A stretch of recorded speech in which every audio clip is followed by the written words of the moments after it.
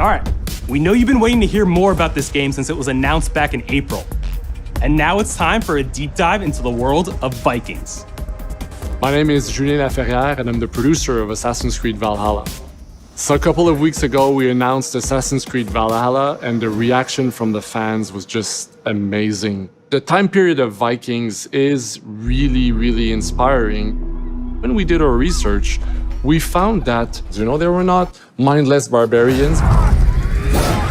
Vikings were actually farmers trying to find new lands for them to settle. And so they had really human motivations. So for us to have this opportunity to tell kind of the real story about Vikings and kind of separate ourselves from the myths and the folklore is really something that drove us to make this game. The team went to Norway and England to take the same roads that the Vikings did, to really experience what it meant to be a Viking at that time. And then leaving Norway, which is barren but majestic, and just coming by boat in England and see those rolling green hills full of sheep, full of life, is just this moment that most likely the Vikings felt as well. You need to see this land of opportunity. And this is exactly the feeling we want players to experience in this game. It is a personal adventure, it is the story of Eivor, a Viking chieftain. Eivor is either a male or a female. You decide when you start the game. They will have to leave Norway to settle in England because you just can't live in Norway anymore. There's too much political pressure, no resources available.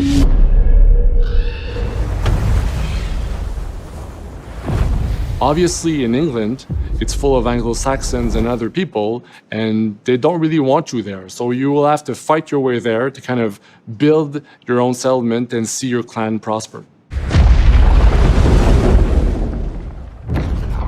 Vikings were brutal warriors. Shields! And the fact that they were mastering a lot of weapons coming from the medieval times really inspired us to kind of revamp the fight system, to leverage the brutality and the intensity of Viking combat. Vikings were not only fighting face-to-face, they were masters of stealth and deception when needed. They used basically any sort of tactics they could use to win the battle. So we want to portray the full range of combat that you can imagine coming from the Vikings.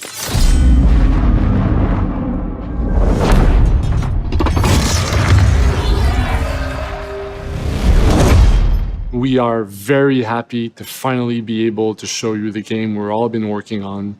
So please enjoy this deep dive into Assassin's Creed Valhalla.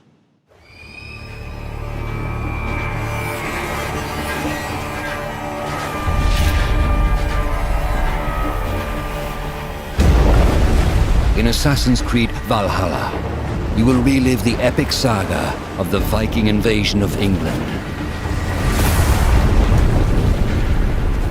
You play as Eivor, a Viking from Norway, who will lead his or her battle-hardened warriors across the North Sea to the British Isles.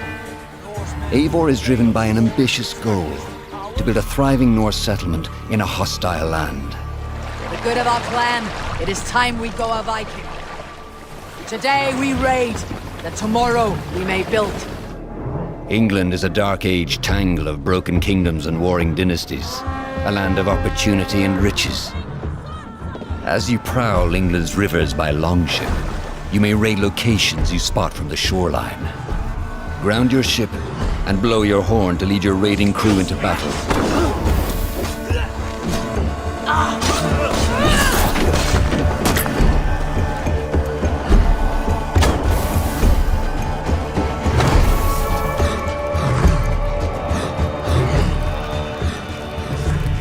Your crew will assist you on all your raids, fighting enemies, battering down doors, and stealing cargo too heavy for one set of arms.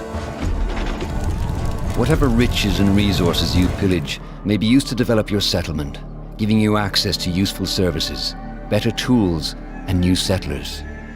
At the heart of your settlement is the Alliance map. It will serve as a record of the allies you have made, and a guide for future opportunities. The Viking Age was a time of warriors and legends.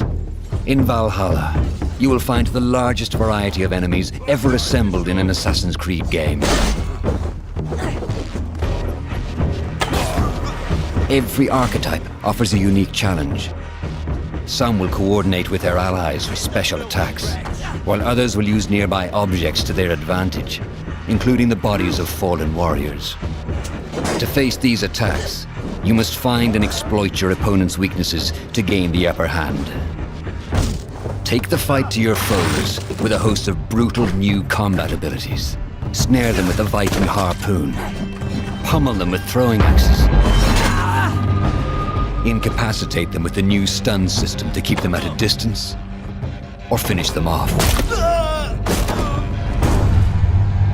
Dual wield any two weapons you wish to unleash a deadly combination of attacks. Customize your fighting style as you see fit, and become a legendary Viking warrior.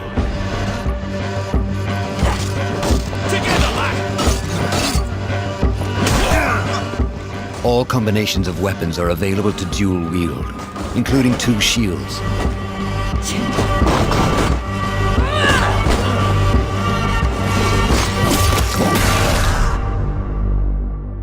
Not all situations call for violence. In this new land, a Viking must find a way to adapt. As Eivor is not welcome in England, you may need to outsmart your enemies, avoiding unwanted attention in towns and bustling cities. Use Eivor's hood and cloak to blend with crowds, and slip past watchful eyes, an unseen hunter among the people.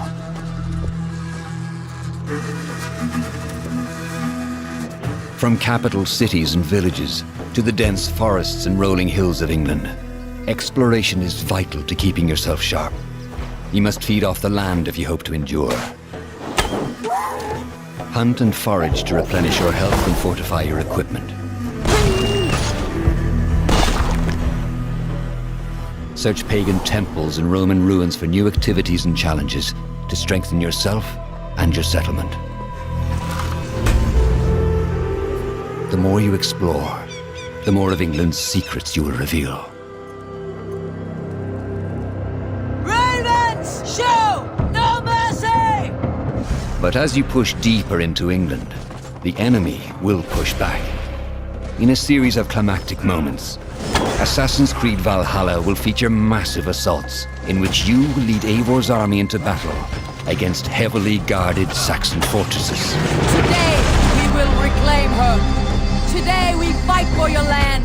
And tomorrow, we rebuild. For East Anglia. Assassin's Creed Valhalla will transport you to wondrous and haunted lands, inspired by Norse myths and England's pagan roots.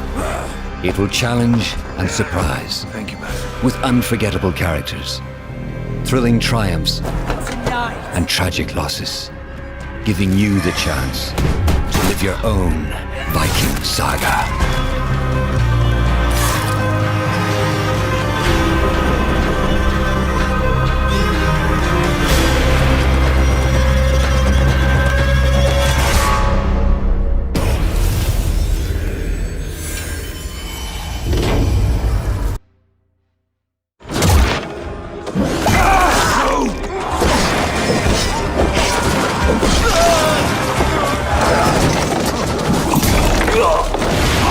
Hey everyone, welcome to the Ubisoft Forward post-show. My name is Yusuf Magid, and this is Assassin's Creed Valhalla. We're going to take a deep dive into about 30 minutes of gameplay, and we're joined by a very special guest here. Hey everyone, this is Philippe Bergeron, otherwise known as Fizz. I am the quest director on Assassin's Creed Valhalla. So Fizz, we're setting up here for what looks like an epic encounter. Tell us exactly what's going on here. Yeah, so here we're midway through the quest that we're showing for UB Forward. Here we're looking at the assault of Berg Castle. So these are big moments that usually sort of culminate at the end of the story. And so here Eivor, our Viking raider, is taking a group of raiders and fyrds into Berg Castle to go and take down Rued and his clan. So who exactly is Rued, and why does Eivor sort of want to pick a fight with him? Basically, Rued comes into play about halfway through this story arc, where at the beginning of the arc, this is something that happens before, Rued basically caused a lot of turmoil within the territory, and Oswald, who's the sort of elderman-to-be to inherit this territory, needs your help to take him down. Oswald having just been defeated in a previous quest, and so here this is revenge, but also accomplishing your ultimate goal. So Fizz, as you're talking, we're seeing some of the combat of Valhalla. Can you tell us a little bit about the changes to combat this time around? We wanted to basically add a lot of new mechanics to it. So we added like some dual wielding for the player, like a stun system in there. And we really needed to do this to sort of portray that sort of the brutality that comes with being a Viking in this day and age. So it sort of fits into that the time and the character.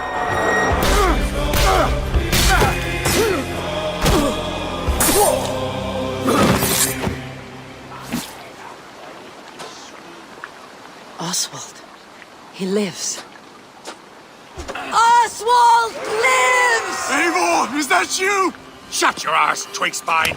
Here, Eivor has taken her entire army through the assault, and finally it's revealed that our Elderman, our ally, Oswald, is still alive, and Rued has him captive. So this is what it comes to, Wolfkist? 2 Danes fighting over a filthy Saxon whoreson? If this swine is your prize, come and get him! So now that we've seen that Oswald is alive, we have Rued within our sights. What's the next step here? So the next move for Eivor is to finally face off against Rued. She has her allies, they can take care of the rest of the army. Now it's time to go one-on-one against Rued in one of our boss battles, actually. Your battle is not yet won, Oswald. And it's worth pointing out, actually, that here what we're showing is the player going and facing off against Rued aggressively, but we tend to always have to support a 360-degree approach in these things. So the player could have approached us a little bit more stealthily and gotten at least like a good critical hit on either Rued or his wolf, and so you can play this a little bit more strategically if that's your playstyle. So we're not only fighting Rued here, but also his pet wolf, right? Here, one of my preferred strategies is to eliminate the wolf first, just focus fire on him. It takes at least one opponent out of the combat. Now, Rued will have extra abilities that come into play if you do eliminate his wolf, but I think having one opponent less in the battlefield makes for a good strategy in the whole.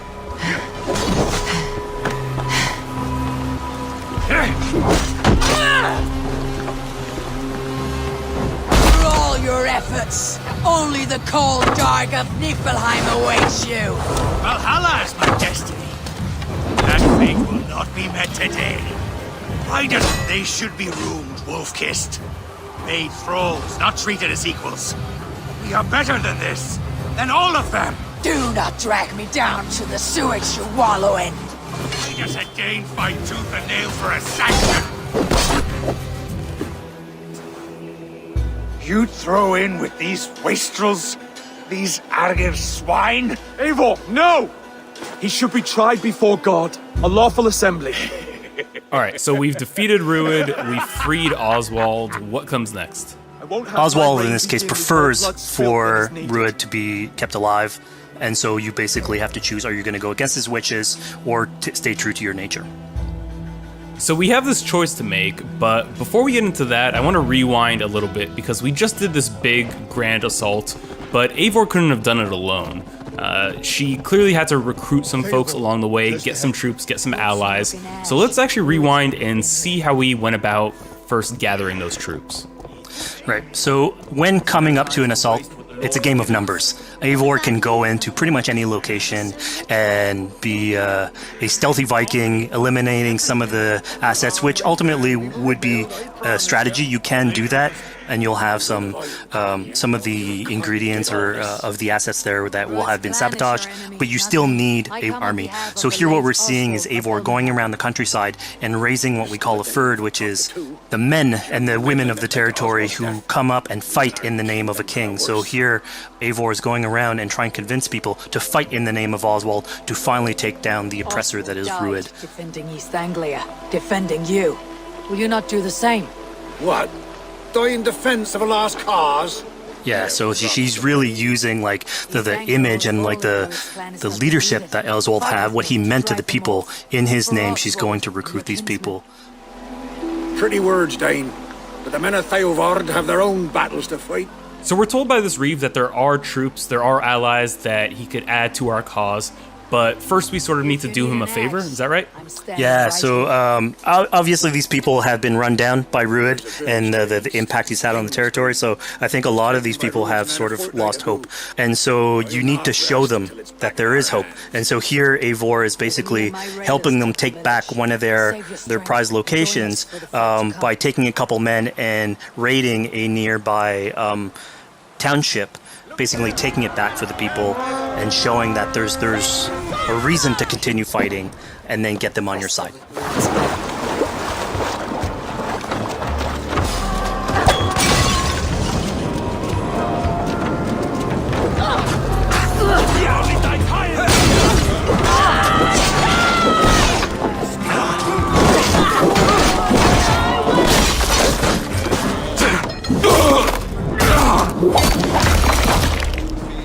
When Eivor does this, obviously you have access to a full suite of abilities. So again, the improvements that we've done to the fight system. You have some brutal axe throwing in there. You have archery or like range combat abilities in there as well. So really, again, like depending on what your playstyle is, you can customize your loadout and go in there how you wish.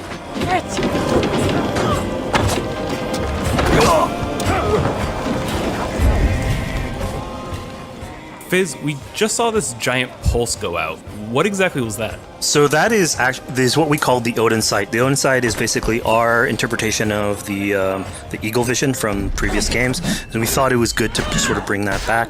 It's basically Eivor's intuition. It's how she perceives the world.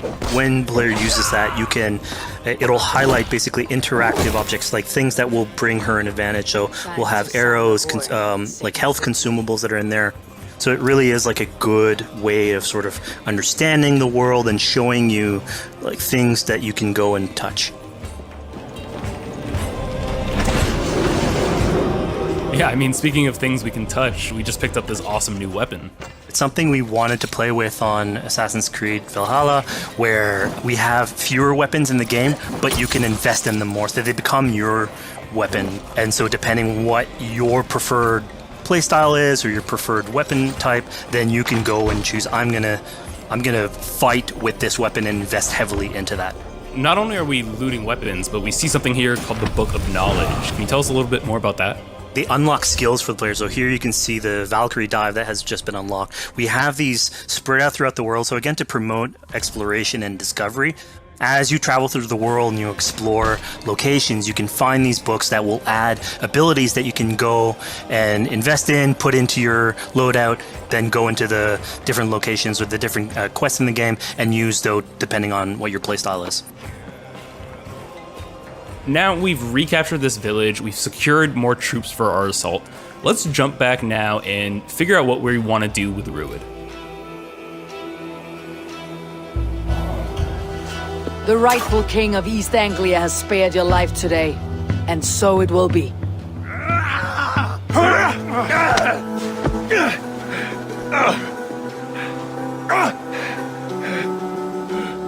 Compassion is a virtue suited for anyone, Eivor, including you. Thank you. Eivor decided to let him live. Rued is really angry about that. Being a Norse Viking, being put to the death in battle is your road to Valhalla, so he was basically denied access to Valhalla in this situation. Obviously, all of these decisions come into play later on in the game, so we have very difficult decisions for the player to make. We didn't want to have easy decisions. Yeah, you know, when I was playing, I decided to listen to Oswald and spare Rued's life, but what exactly is the relationship like between Eivor and Oswald? So the relationship between Eivor and Oswald is an alliance. It's basically Eivor is surrounded by territories that initially getting into England are hostile towards her, and obviously if you want to set up a new settlement, you want to make sure that your neighbor is friendly. So here in East Anglia, Oswald is the man for the job, where putting him into a position of power would help her sort of secure her territory. So earlier on to the territory, Eivor comes in here, meets Oswald. The problems he had with Rued are sort of put to light, and going through the arc, you basically help him deal with Rued and aligning basically Danes with Saxons in one territory. So, Fizz, we've completed the assault. We've gotten our hands dirty with some combat, taken down Rued. We have this big open region of East Anglia, so before we head off to Oswald's wedding, what do you say we head out, have some fun, and see what we can get into in the open world? That sounds great. So we see a cat here with a speech bubble above it, and you best believe if you let me talk to a cat, I'm gonna talk to a cat.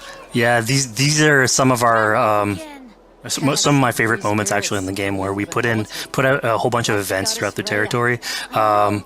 And it sort of rewards, again, exploration, going around. It's a chance for us also to sort of showcase a different side of Eivor. A lot of the quests sort of deal more with like politics and warfare, and this shows a slightly more human nature to her. So it permits us to explore that character a little bit more. And so here, basically, like you're trying to help a kid with his cat, and ultimately get that cat to sort of join your crew as a cat raider. You just said cat raider way too casually. You're telling me I could have a cat Viking raider on my longship? That's exactly what I'm telling you. Oh my god, yes, I love it. Perfect. So yeah, as you're riding around the rivers of England, you would see a cat basically walking around your longship, keeping your Viking raiders company. You know, speaking of the Viking longship, we're seeing some of that gameplay here now. Can you talk a little bit about how that works and functions in Valhalla? Yeah, so starting out on this project, I think the Viking longship is one of the biggest images that we all have when we think about Vikings in our game. And so Vikings had this awesome design for longship that had a very shallow hull, so it permitted them to go very far inland very quickly, and you could basically disembark Viking raiders like on pretty much any shore.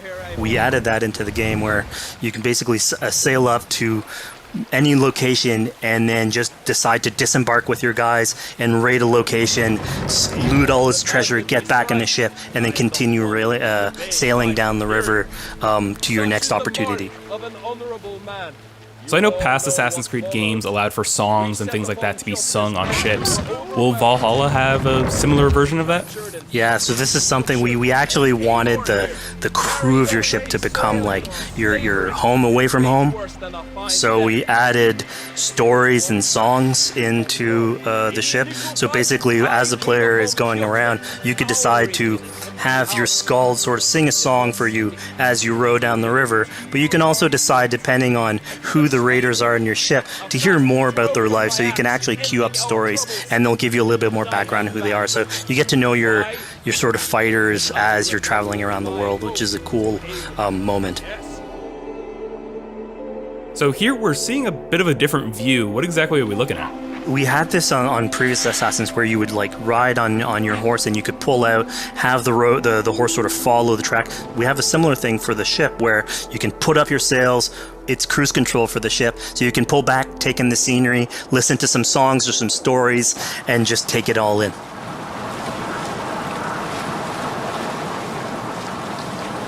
So, you know, speaking of Viking songs, we have an activity here that's not exactly singing, but kind of related, right? Yeah, so here what we have is what we call flighting, which was an activity that Norse people would partake in.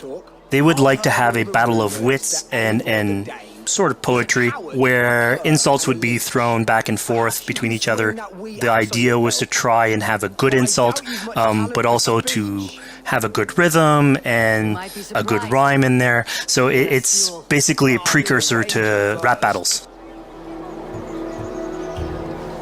Here's the silver. Now begin. To all those whom I speak, they say Eivor's a clod. Then you're speaking to fools and their knowledge is flawed. Well, How exactly do you go about being successful in one of these? they say you're a The coward. trick behind a Words good for flight was to choose the right insult, identifying the right cadence, and then trying to find what They're rhymed the sorely best. mistaken. I'm known for my might. Interesting. Interesting. Silent whispers all claim that you're terribly dense.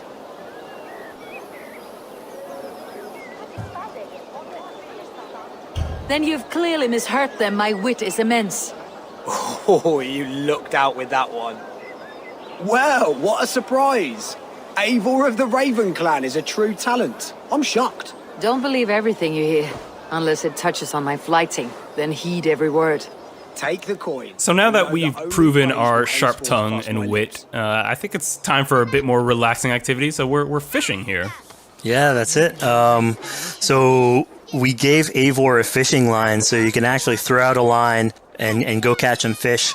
This is used basically to play into our new health loop, where the player will lose health in the world, and it doesn't automatically regenerate like we would have in the past. So you actually have to go out and get some supplies. So you'll find mushrooms and some food that you can gather. But here, like you can also catch some fish and consume that to regain some health. We also will sometimes have it in certain quests. So it's a good way to sort of chill out on the side of the water and just, again, take it all in.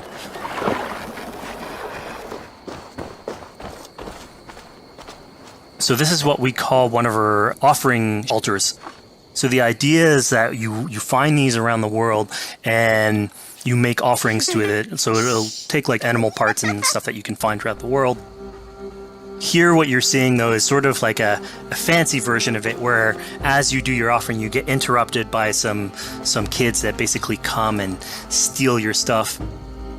So it was just a way for us to sort of showcase that, like, the systems and the activities in the world can sort of play in with some quests and some little events. So it's our way to sort of dress up these moments and make it all fit inside the whole experience. Yeah, this seemed like a really sort of unexpected turn for what I thought was going to be kind of a simple interaction. Yeah, and it's really what we were trying to do with these events is to give another dimension to Eivor, other than just, you know, the pure rar Viking or the politician. Because you can imagine at some point that will grow old if you're always telling that version of the character. So it lets us really go into the depth of who is Eivor, what motivates her, how she can interact with the world outside of warfare and politics. But your stealth needs work. We were close. And it also showcases like a different traveler. facet of the world at the same time. It's not only Eivor. So it just widens the breadth of the stories that we can tell.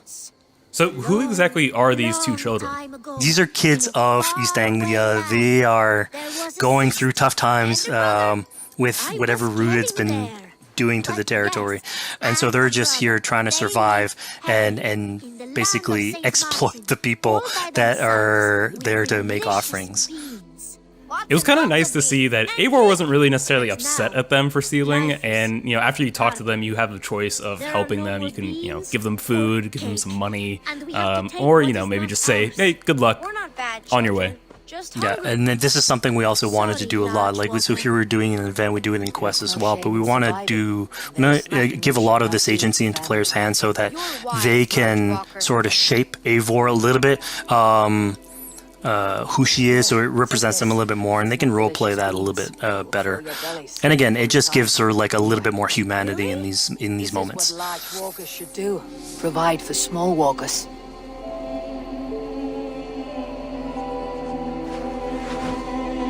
Here, large walker. A necklace. Yes, it's a St. Martin seal. You're welcome here anytime, large walker. You're one of us now. Visit us, okay? I will. Take care now, small green walkers. So I think AC veterans might recognize this here, but what exactly is Eivor chasing down? Yeah, so here you're seeing Eivor running down one of our tattoo images. So this is challenging the player on free run abilities, but also for fans of the series, sort of pulling at their heartstrings for some beloved features. So are we going to be able to tattoo Eivor? Yes, by collecting these tattoos, you actually bring them back to your settlement, and then you can customize different body parts, having different tattoos everywhere.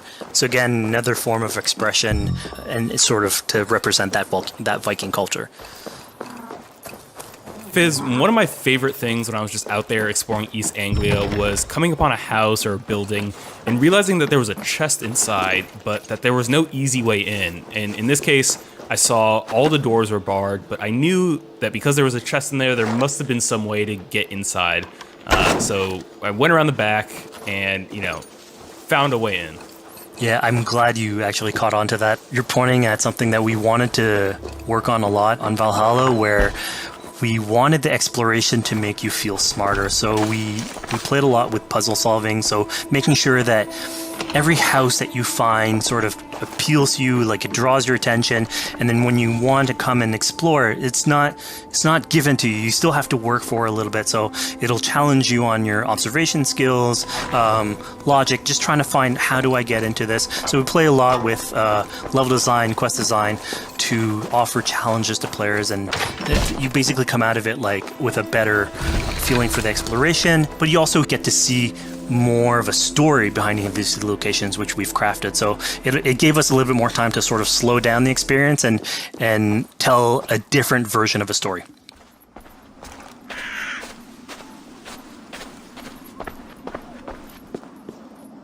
A poor victim of someone's fury. Yeah, I mean, speaking about exploration and just finding things out in the world, I was just wandering and came across this clearing and found this kind of morbid altar. Yeah, so this is one of our bigger events that we have scattered in the world. So as Eivor explores, she can find altars like this, and by interacting with them, here it's a trap that's been set by this character named Regan. Now, there's a bigger story behind all this. There's multiple steps to it later on. So this is one of the moments. It permits us to go into a slightly more mystical realm and play with a boss fight that has more magical abilities, if we will. And basically have this awesome boss fight in the middle of the swamps. And so here the abilities that you see Regan using are a little bit on the mystical side of things. What's happening is Eivor at the beginning in that trap is poisoned, and so she starts sort of hallucinating, seeing the world in a sort of different light and filter. And so that's sort of what lets us go into the realm of the weird. My rage, spirit of my father's rage, fill me!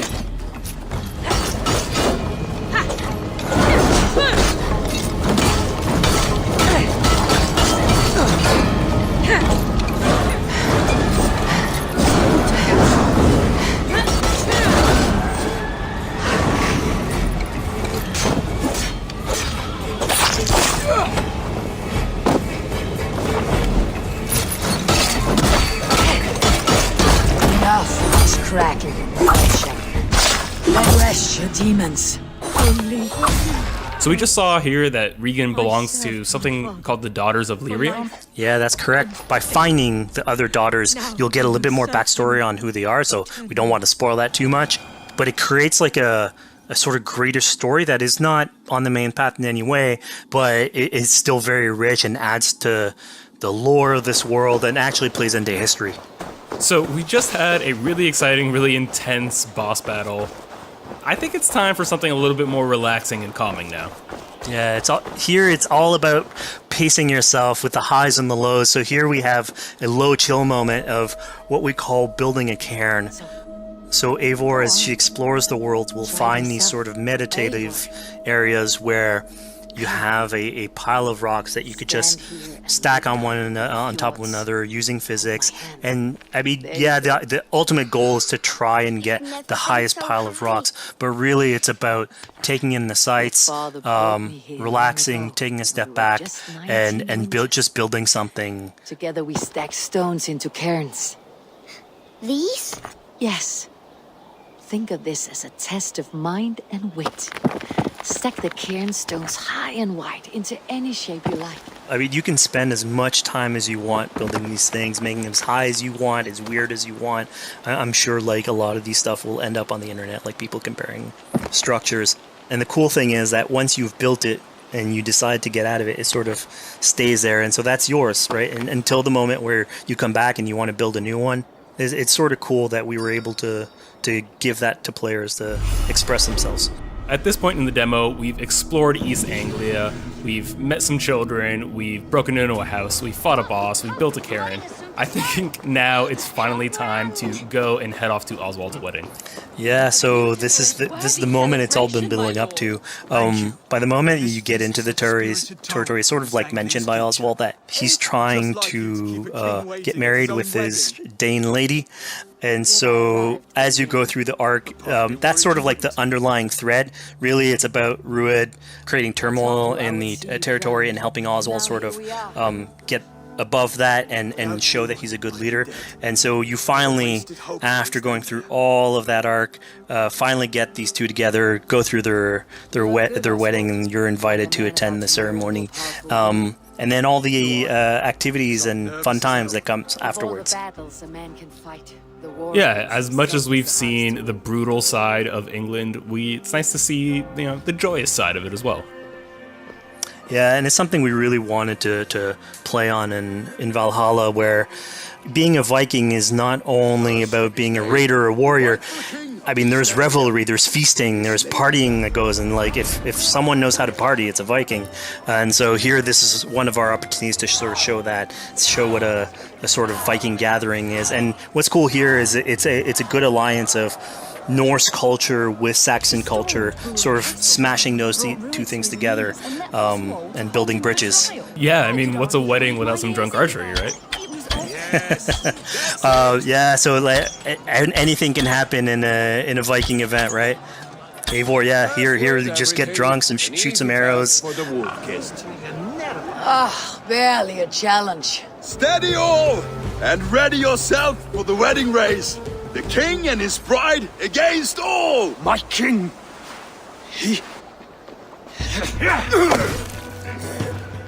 So here we see the decision I made to spare Rued came back to bite us. Yep, that's the decision you made, coming back. So as we said before, all of your decisions have consequences, and this is a big one. I challenge you. I accept.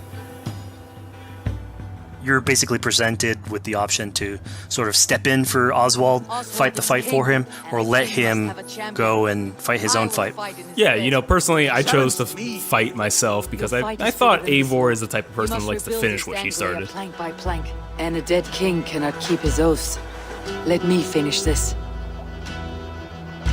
Oswald, you gutless Arya swine! I'll slay the wolf-kissed, then hang you with your own tongue.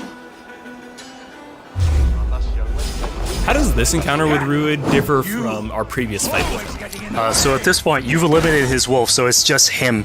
And so he's angry at this point, and so he will start using his big gun abilities like fairly earlier on in the fight. So it's way more vicious, way faster.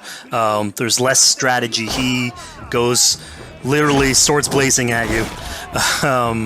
And so this is a fight to the death.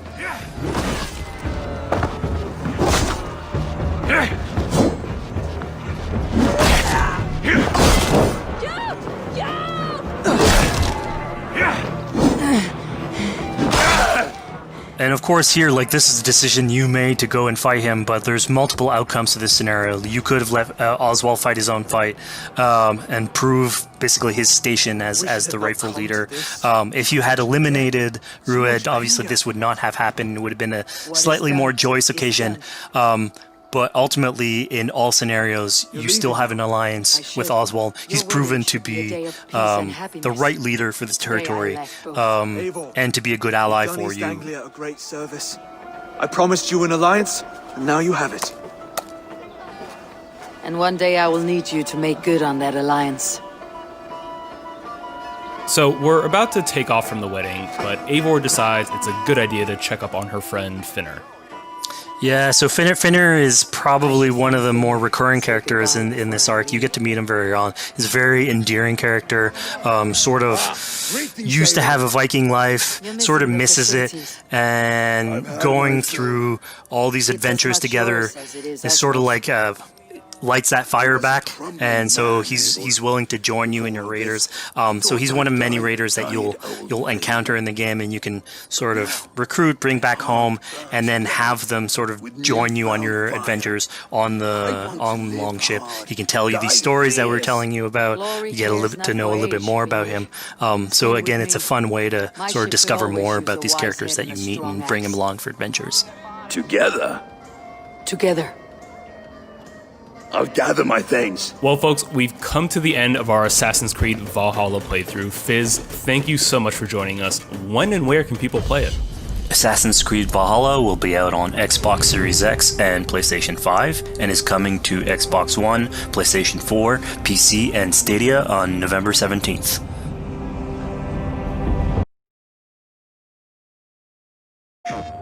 I swore to protect this island with my life. Never once betraying my code.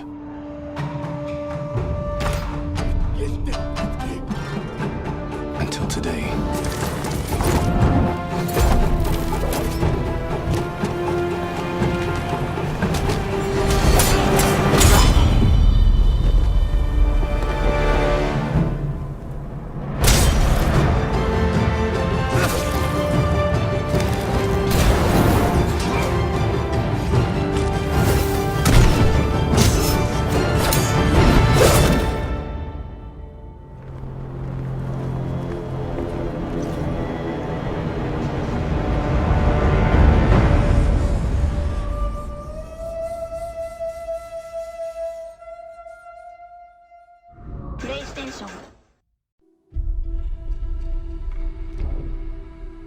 Remember, Sam, every parcel is a promise made to a person in need.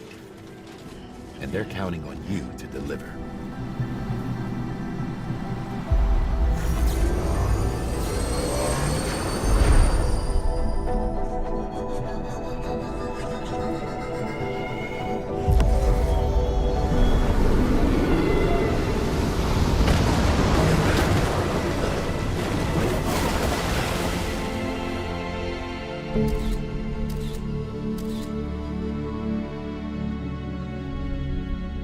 You have to break some ties to forge others. Keep me tied to everything. I know you love her. You love her. There.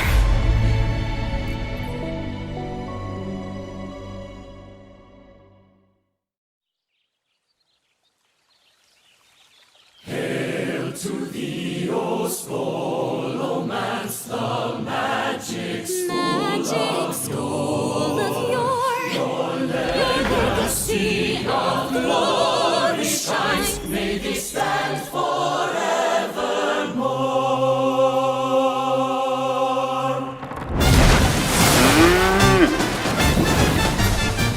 Take your place where magic bends to your will, but you'll have to study hard. So many clubs and cults. Excuse me, I misspoke. Take your pick out in the yard. Test your brains or put their spells for the top double major honor roll. Just be sure to stay upstairs in the hall. Else Countess on to steal your soul. They're kidding, of course. Dear Magic School, we vow to stay right and true. Oh, Scholomance, we love you.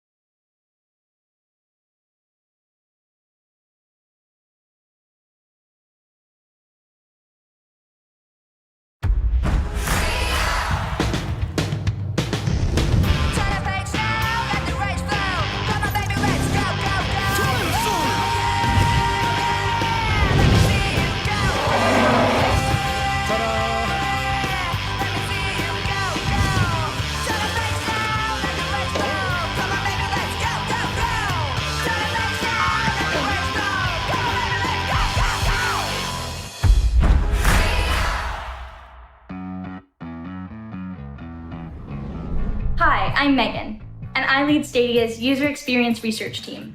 Welcome to today's Stadia Connect.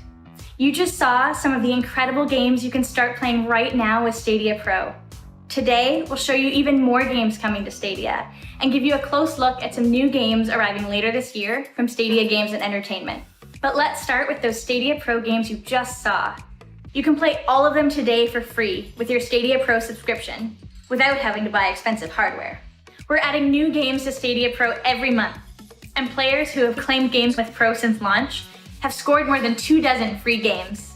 If you haven't signed up yet, you can try Stadia Pro for free by heading to stadia.com to start playing all of these games instantly, today. We say instantly a lot here at Stadia. Making your games quicker and easier to play is behind everything we do. Now, your games are getting even more instant with Click to Play. What? Let's go, baby. Here's how it works. You're a Stadia Pro subscriber, you're watching your favorite YouTube creator play PUBG, and you feel like starting your own game with some friends. Just click the link they've shared in the description, and you're playing PUBG instantly on Stadia. It's that easy. You click, you play. No waiting, no game download or update. The game just starts in seconds. It works with any game you claim with Pro or buy on the store. You can use Click to Play links on any Stadia supported device. It really is that easy. You click, you play. Now let's talk games. You already know that you'll be playing some awesome games on Stadia soon, like Marvel's Avengers, Assassin's Creed Valhalla, and Cyberpunk 2077. You can play Cyberpunk the second it launches on Stadia. If you want to play your games on your TV, Stadia Premier Edition makes that possible with the included Stadia controller and Chromecast Ultra, and it's now just $99.99. Now I'm excited to share some of the new games from devs big and small that you can buy and play soon on Stadia. A lot of the games you'll be playing this year come from our friends at 2K. In addition to Mafia 2 and 3 Remastered, and Borderlands 3, you'll be able to play incredible sports games with your friends, like PGA Tour 2K21, WWE Battlegrounds, and NBA 2K21 this year. We built Stadia to make playing games with friends easier than it's ever been. Grab a partner and a couple of controllers, or meet your friends online. It's time for some truly explosive multiplayer in Super Bomberman R Online. That popular series is coming to Stadia. Super Bomberman R Online. Battle 64 mode. Blast your way to the top. Battle with up to 64 players simultaneously from around the world. Blast away your rivals in multiple areas in this online survival battle. Fight your way to the end and be the last one standing. Blast them up. Outlast them. Be Bomber 1. Take advantage of crowd play. Seamlessly play with your favorite streamer. Join the streamer's game by accessing the link on the screen. Suit up your character. Pick out an outfit of your choice and head into battle with style. You can even customize your bomb. And each style comes with their own unique blasts. There are blasts that glitter, and even tasty-looking ones, too. Suit up your bomber and get ready to have a blast. Super Bomberman R Online. Coming to Stadia this autumn. And now for a very different take on multiplayer.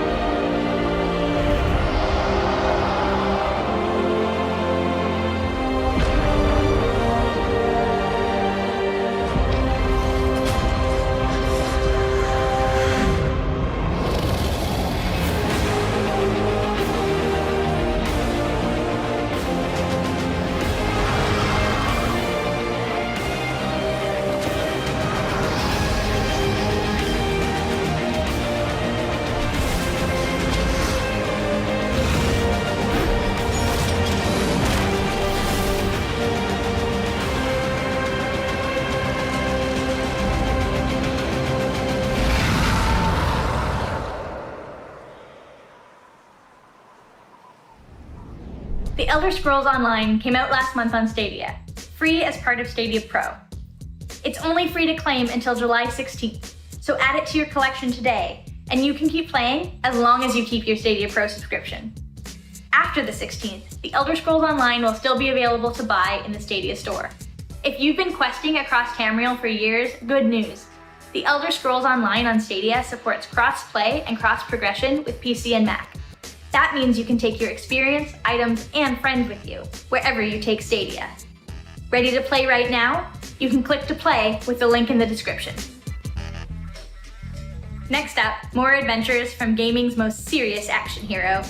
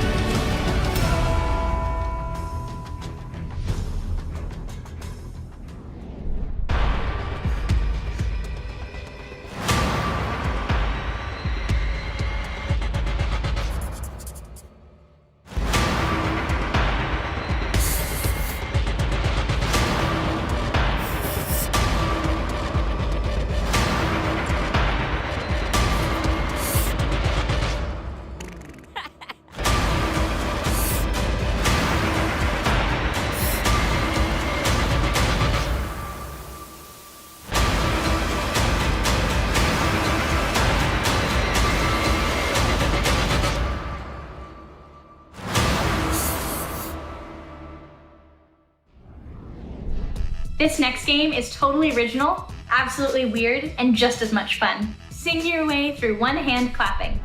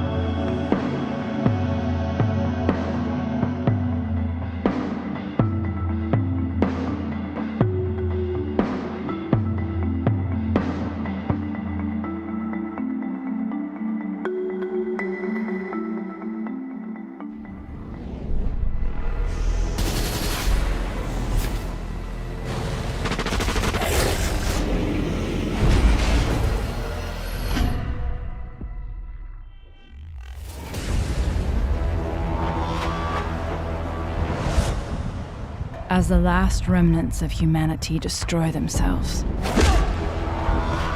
the signal is still out there. And with it lies the key to our salvation. We journey from the ruins of our old world and into what lies beyond.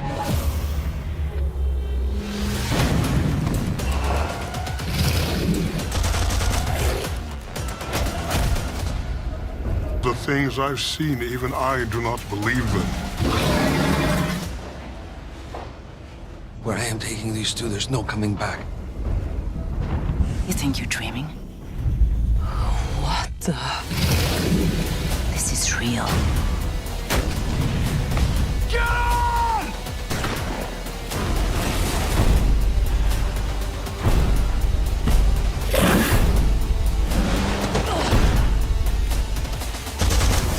Do what you were sent here for! Go! Beyond the frontier! It's the end of the goddamn world out there. All this persistence, this world is crashing down. And what will be left? Beyond here, there's only death.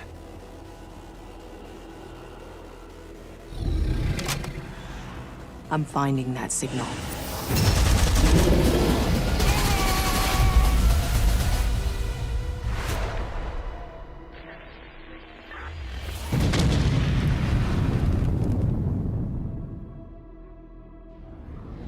Some games are so challenging and precise that even when you fail, you can't wait to come back for more. We're proud to announce the first Stadia game coming from the legendary developers at From Software. Test your skills with the 2019 Game of the Year, Sekiro: Shadows Die Twice. 不思議り確かにもらい受けた。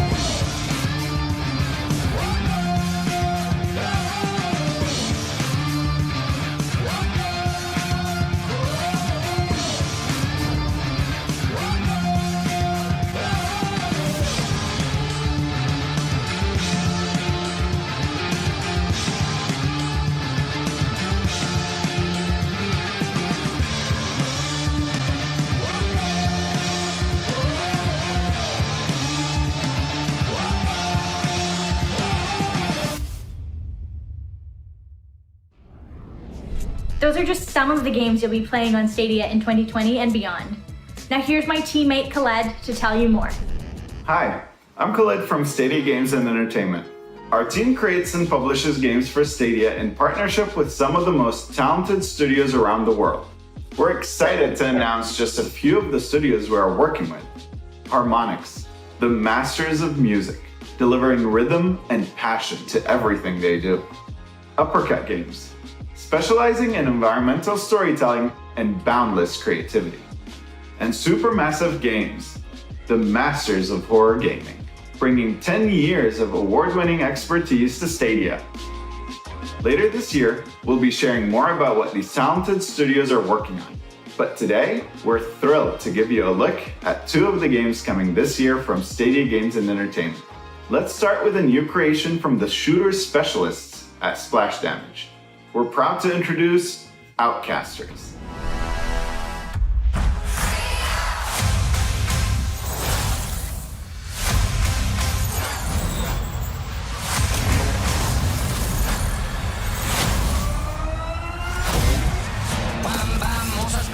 Sur mon lit à bouffer sa langue en buvant en mon whisky. Quant à moi, peu dormi, vite débris, mais j'ai dû dormir dans la gouttière où j'ai eu un flash. En quatre couleurs. Allez hop, banana, c'est tiré, c'est barré, enfin c'est marre à tout casser. Veillez, le barbelé sans seul. Comme un grand connard. Oh yeah!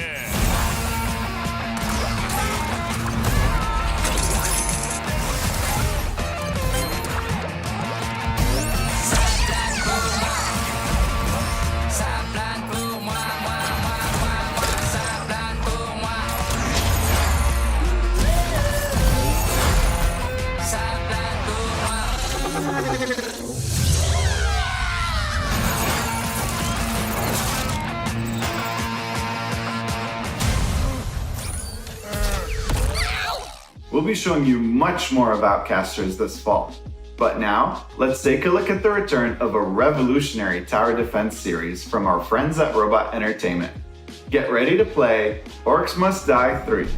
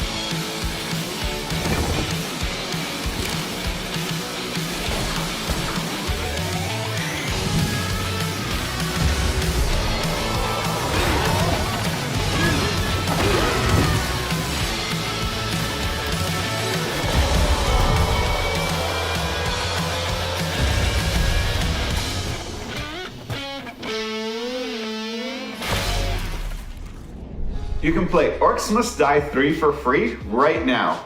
All you need is Stadia Pro. It's that simple. Just click and play. Stadia Pro is just one way to get games. All of the games available on Stadia, including the ones you saw today, can also be purchased individually through the Stadia store. We can't wait to see how you're using Click to Play to enjoy all the games on Stadia. Share your stories with us and you could be featured in an upcoming Stadia Connect. Thanks for watching. You just learned about a new way to get to your games with Click to Play. You saw more games to play on Stadia, and you got your very first glimpse of what's coming from Stadia Games and Entertainment. We're just getting started. There's a lot more coming soon. See you on Stadia.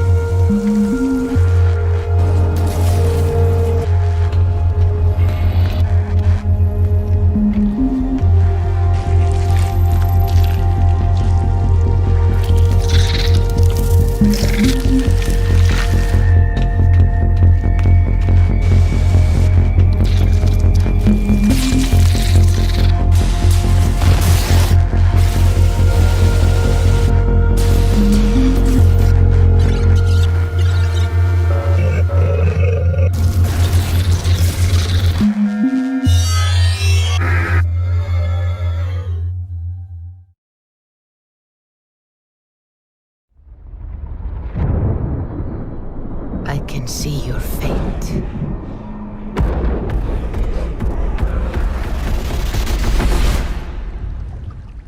It flows like a river, carved out before you. I can see your desires, taking you far from your home, to lands of power, of mystics and legends. But you are hiding something. You walk with shadows. What is it you seek? I see conquest. I see your enemies. Your struggles. Your doubts. Glory awaits you, Eivor. But it will cost you everything.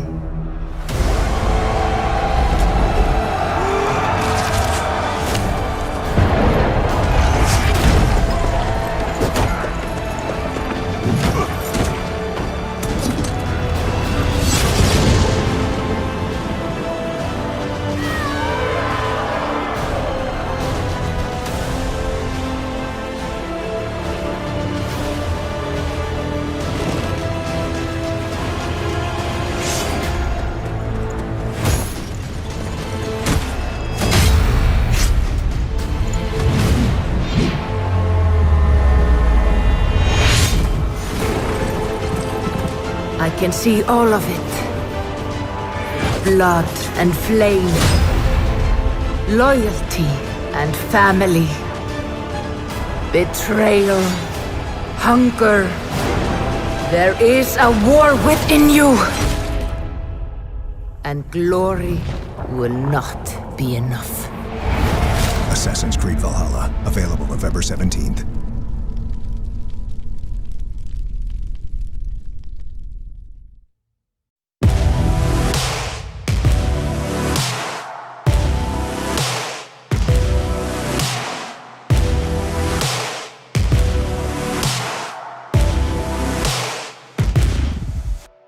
This right here is the PlayStation 5 DualSense. Yes, it's powered up because we are going to go hands-on with the PlayStation 5. Hey guys, it's Jeff Keighley, and this is a special Summer Game Fest stream. Really a special year for all of us that new consoles are coming out, and a lot of people have wondered what PlayStation 5 is going to play like.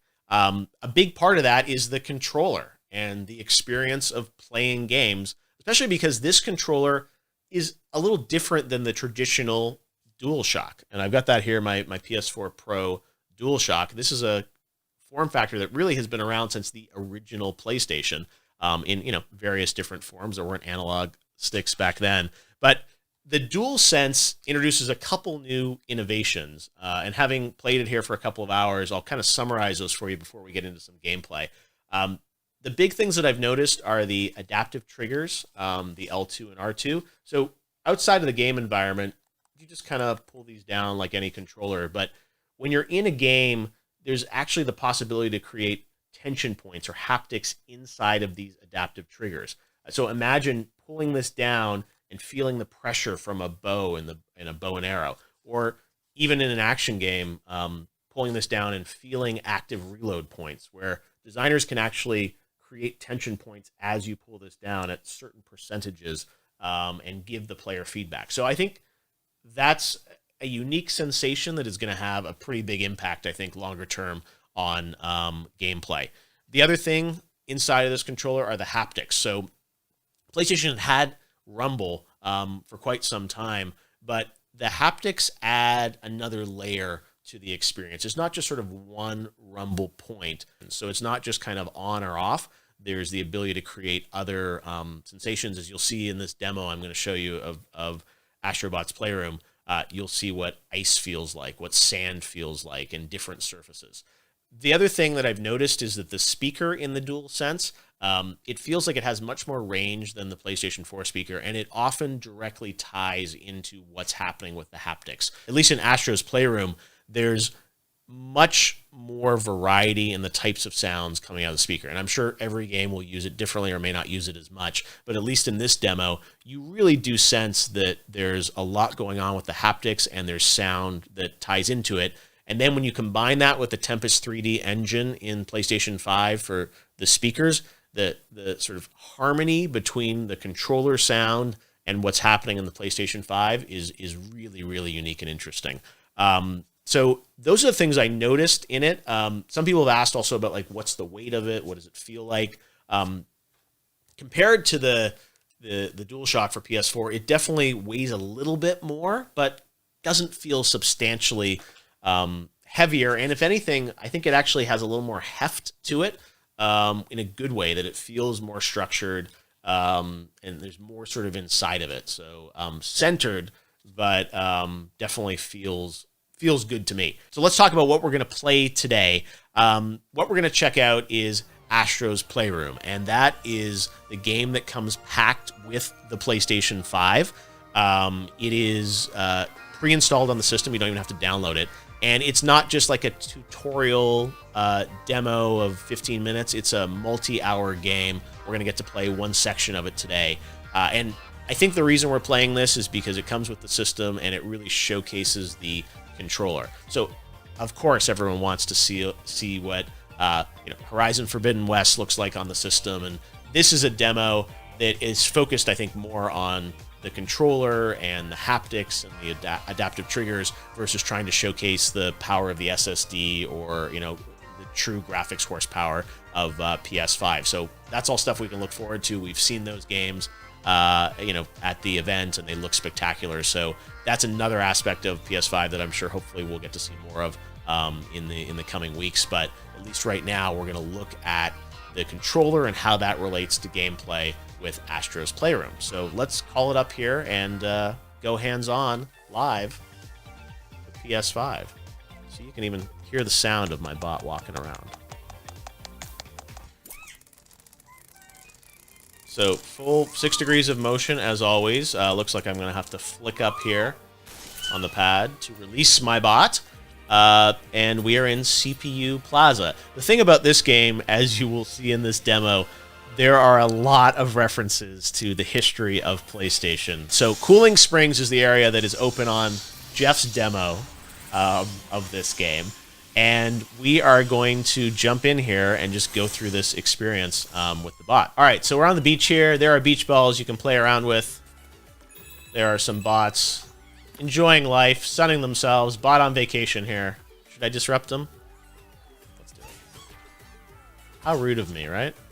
And then we're going to head on over here into this sandstorm created by, I guess, these CPU fans. And again, when you get into this environment, I'm static here, but you hear the crisp sounds of sand coming at you. There's a tension in the controller from going over this sand environment. And then you push further in. Here we are. And look, the rubber ducks are back. Remember the duck demos? PlayStation 3, I think that was. Rubber ducks. All right, so I have this suit, and I'm going to push up on the controller, zip him up. This is the frog suit. And this frog suit shows off the adaptive controllers. So I'm going to move my controller left and right, and these adaptive triggers are really, really cool, and I've never felt something like this before in a console controller. As you push down on the controller, there's tension now in these adaptive triggers, and it's programmable. One thing that I think is really fun about this demo is it makes you think of how these technologies are going to be used in other games. So you think of Ratchet and Clank. I mean, obviously a lot of this gameplay similar in style to a Ratchet game. So you think of all those crazy graphics that we saw on the stream, but with this type of control and this kind of fun. So now we've made it to the frozen pool area of Cooling Springs. And here, we're going to pull down on this. And again, you see this ice, but you hear a storm literally inside of the DualSense, and sort of a small little rumble from the haptics. Little ice shards here. As you go past every ice shard, you hear the little tink of the ice shard. I wonder if I put this up to the mic, this is not ASMR, this is PSMR. Do you guys hear that? His little footsteps? All this is coming out of the controller. Got a checkpoint here. Now this one, you actually have to blow into the controller. Again, this one, you pull back, just like a bow and arrow almost. And look, I unlocked a PlayStation 3. I have a PlayStation 5. Well, I had a lot of fun playing with the DualSense controller and Astrobot. And I wanted to get a little more information on all things PlayStation. So joining me now is the worldwide head of marketing at PlayStation, Eric Lempel. Eric, how we doing? Hi, Jeff. How are you? I'm doing pretty good. I got to go hands-on with PS5, which was a nice surprise this week. I was not expecting it, but you guys are full of surprises for PS5, it looks like. Yeah, and you're one of the first to actually touch the DualSense outside of the company and the developers. I'd love to know what you think. This is a big thing for us. Yeah, no. Again, I'm used to going to a big event and playing with everyone, but the fact that I got it here and got to play it was really special. And I have to say, after watching the event and seeing the games, I was excited. But the gameplay feels like a whole other dimension to the experience with what's happening with the adaptive triggers and the haptics and everything. So it was one of those things that I was playing Astrobot, but imagining all the other games, how that's going to impact the experience. And one thing I'd heard is that demo or version of it, you guys actually shared with developers initially. That's true. So what you played is a part of a title called Astro's Playroom. It was in our show a few weeks ago, and it's installed on every PlayStation 5. So everyone who buys a PlayStation 5 will get this game, and it really shows off a lot of the features of the platform, but really does a great job of showing all the benefits of the DualSense controller. So what we did is, early on, we had another version of the title that we took around to the developers that were engaged in PlayStation 5 development and showed them what was possible with a title. And it's been a great example, and it's really opened up people's minds to how they can use this new device and really the new features of the controller. But I would say when people get their PlayStation 5, that should probably be one of the first things they do, is just jump in there and experience this, because as you've seen, it's pretty special. No, we've been using the same a similar kind of form factor of DualShock for many, many generations. And obviously, adding analog sticks and rumble and things like that, and the touchpad. But this feels like it's a bit of a redesign, but I really like how it feels in my hands. And I imagine for PlayStation, when you were conceiving of PS5 and Mark Cerny was architecting it, I imagine the controller and a lot of those innovations were kind of right there at the beginning as something that you wanted to put into the system. It's true. As we've said many times with PlayStation 5, it's a brand new generation, and we believe in generations. So we want to evolve every part of the experience. And the controller is really the most intimate part of the experience. It's the extension of the player. So, we thought a lot about this. And one of the things we could have done is just iterate on the DualShock. We've done that for many years. The gamers absolutely love the DualShock. They tell us it's the best controller we've ever made, the latest edition. But we thought, no, let's go a step further. Let's see how a new generation can express a whole new feeling. And that's where the DualSense came about. So early on, it was part of the plan to evolve the experience. And, there are many parts of that experience, but this is a really unique part that truly takes a step forward in gaming. You mentioned you believe in generations. I guess it's a bit of a controversial opinion to some people about this idea that, generations are going to sort of break with the past, right? And I wanted you to maybe talk a bit about that, because it does seem like that's like a cardinal sort of virtue of the PlayStation promise, is that there is this sort of, break from the past, a new generation with a new console, games optimized for that system, versus kind of working across, multiple devices and multiple generations. Can you maybe give us a little bit more perspective on the controller being a part of that, but that view, which is obviously counter, we've seen Xbox saying something different around that. Why is that so important to PlayStation as a principle of the sort of the architecture of PlayStation 5?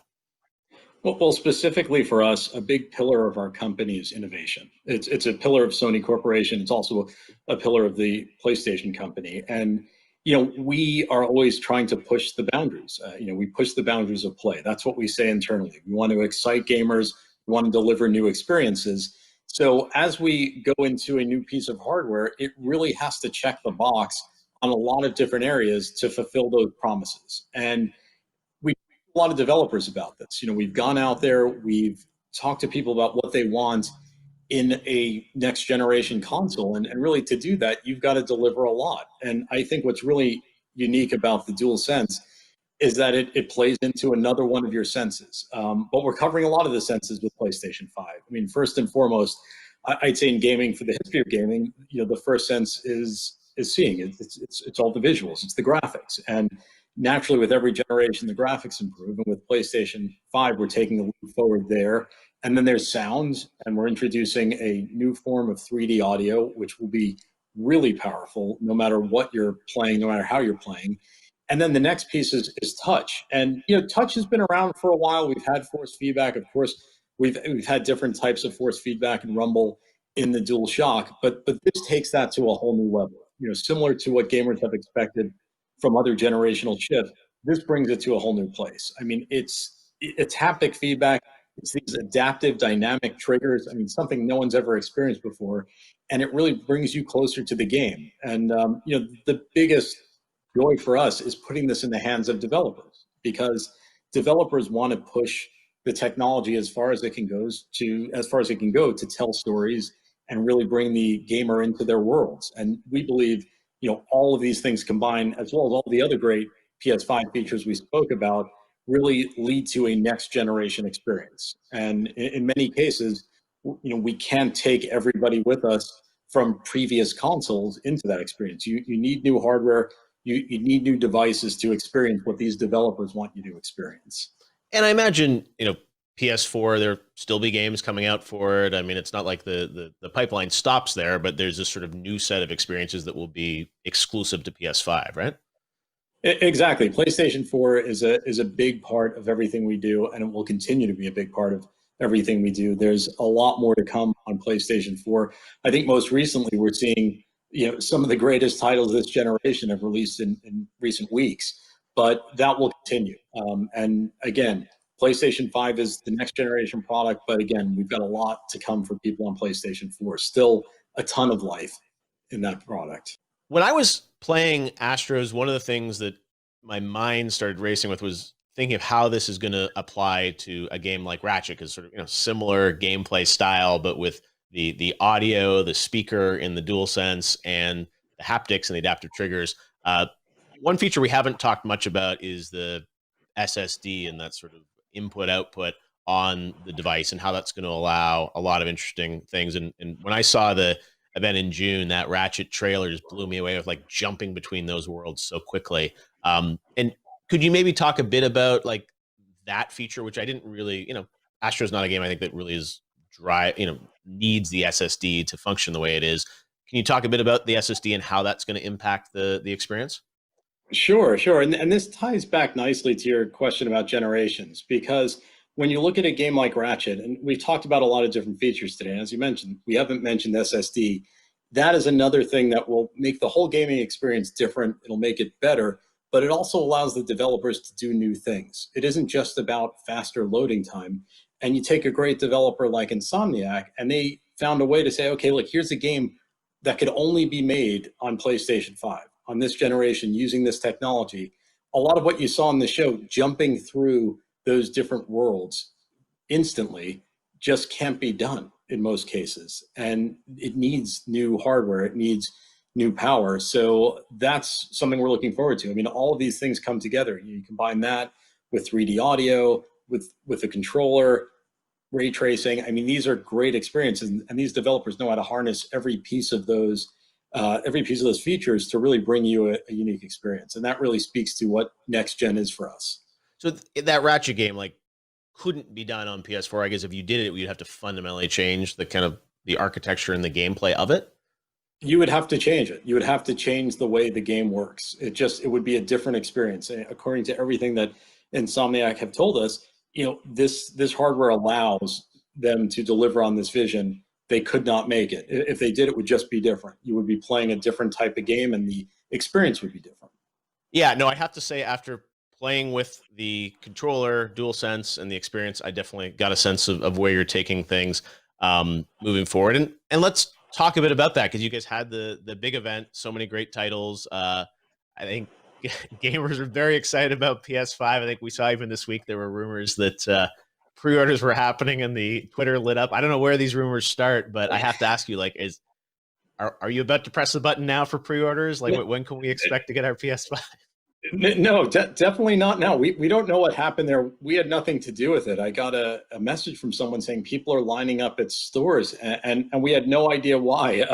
So I think it's safe to say, for all of your viewers, we'll let you know when pre-order will happen. We will let you know. It's not going to happen with a minute's notice. We're going to, at some point, let you know when you can pre-order a PlayStation 5. So please don't feel like you have to go run out and line up anywhere until you receive official notice on how that'll work. So I don't know how that happened. Don't know who did it. Wasn't us though. So well, but look, I mean, as a marketer, I'm sure it's great to see there's that much anticipation for your product. Oh yeah, no, look, we absolutely love all of the PlayStation fans, and we're thrilled that they're excited about this product. And again, with this product, we're trying to bring them experiences they didn't think were possible. And you're experiencing some of that. One of the first people to experience that. I'm glad you had the experience that you did, because that's what we're hoping to get out of this. And unfortunately, given the current situation in the world, we would love to be out there having gamers start to touch the product. We would have done that in normal years. We can't do that. So it's really hard. I know a lot of people watching this, and they're going to really wonder, like, what are they talking about? They're going to be angry at me saying, why did he get one? Exactly. Why did Jeff get to do it? But I think it's really hard to describe. I mean, you've heard us talk about this, but now you've gone through the experience, and you can see it's different. One thing I wanted to ask you about, you and I have known each other for a long time, and I'm excited that you're in this worldwide role for PlayStation now to kind of unify the messaging around the world. And there was a new tagline for PlayStation that showed up in the event in June, which I think was the first time people had seen it. And can you maybe tell us a bit about this new kind of tagline, which is global for PlayStation? Certainly, and thanks for noticing that. That was actually the last bit of the show. That was the last thing you saw on the show, was this new line, which is "Play has no limits." And as you said, we've known each other a long time, and you've known how the PlayStation organization was structured. And in the past, we were really separate groups around the world that all worked together and laddered up to a parent company. And in recent years, we've started to globalize, and we've seen great benefits from that in many parts of the organization. And so another part of this was the marketing piece. And really, if you look at great brands around the world, they all feel similar, or at least to great degree similar. And a part of that is the global brand line. And these lines, if they're good, they stand the test of time and they stick with the brand for a long time. So this was a hard job for the team. You know, we went back and we looked at this and we thought, what type of line would really satisfy the world and at the same time live up to our ambition as a company, as a brand? And that was play has no limits. You know, that's what we believe. And there's many different ways to interpret it. So I'm going to leave it to all the viewers to interpret it the way they like.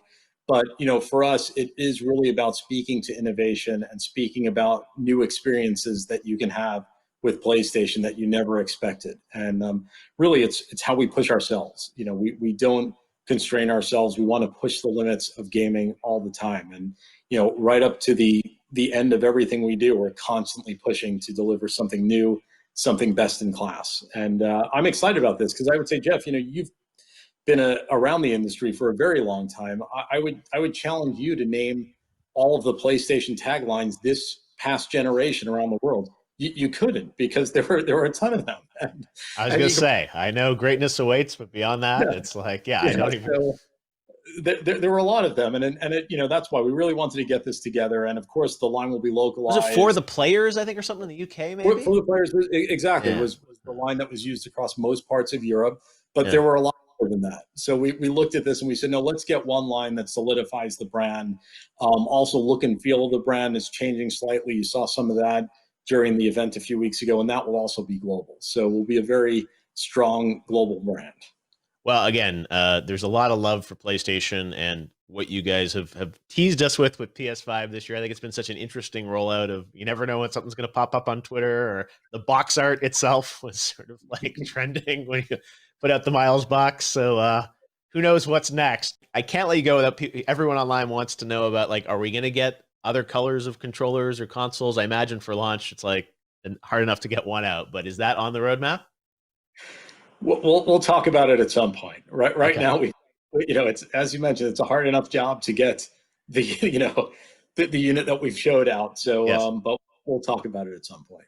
All right. Well, we know there'll be two of them, the all digital one as well, coming out, and we are excited to see what's in store for PlayStation. I'm sure there are more surprises, but it's an exciting year for the industry that these new consoles are coming out. I never thought there'd be a console launch in the middle of this. With I would never think my first hands-on would be in my own place with a PS5 controller, but I'll take it. And they quickly took it away, so I don't even have it anymore. So we'll check it out again, hopefully this holiday season. Eric Lempel, great to have you with us, and thanks for giving us a little bit of hope and excitement this year about PS5. I think it's all something we need, and we look forward to playing it later this year. Thanks, Jeff. It was great speaking with you as always.